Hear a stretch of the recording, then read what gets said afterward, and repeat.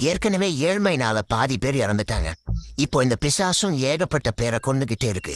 அப்போ ஒரு நாள் ஒரு அகோரி தன்னோட மந்திரத்தை பயன்படுத்தி அந்த பிசாசு கிட்ட பேசினாரு. அந்த பிசாசு என்ன சொல்லுச்சுன்னா, எப்போ இந்த கிராமத்து ஜனங்க காவசராவை பலி கொடுக்குறாங்களோ அப்போதான் நான் இந்த கிராமத்தை விட்டு போவேன்னு சொல்லுச்சு. கிராமத்து ஆளுங்க காவசராவை தேடினாங்க. அங்க ஒரு சுடுகாட்டில் அவன் தவம் செஞ்சுட்டு இருந்தான். அவங்க எல்லாரும் அவன் கூப்பிடுறாங்க, ஆனா அவன் கண்ணை திறக்கவே இல்லை. அப்போ ஒரு ஆள் அவன் தவம் செய்யறனாலதான் அந்த சாத்தான் நம்மளை கொல்லுது, முதல்ல அந்த நெருப்பு அணைங்கன்னு சொல்றான். உடனே அவங்க அந்த நெருப்பு அணைச்சிடுறாங்க. அவன் தவம் கழைஞ்சிடுது. உடனே அவன் ரொம்ப கோபமாகிறான். அவனோட 10 வருட தவம் கழைஞ்சதால அவன் அவங்க கிட்ட உங்களை சும்மா விட மாட்டேன்னு சொல்றான்.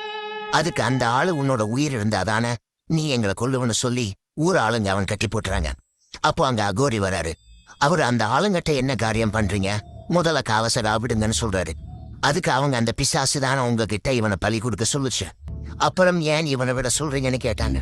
அதுக்கு அந்த அகோரி அது எல்லாமே போய், அந்த மாதிரி காவசராவை பலி கொடுத்தா அந்த பிசாசை கொள்றது நடக்காத காரியமாகிடும். அது மட்டும் இல்லாம அந்த பிசாசை அழிக்கணும்னா அது காவசராவால மட்டும்தான் முடியும். அதனாலதான் அந்த பிசாசு இவனை பலி கொடுக்கணும்னு சொல்லுதுன்னு சொல்றாரு. இதுக்கு அப்புறம் என்ன நடந்ததுன்னு அடுத்த பாட்டுல பார்க்கலாம். அதனால என்ன ஃபாலோ பண்ணிருங்க.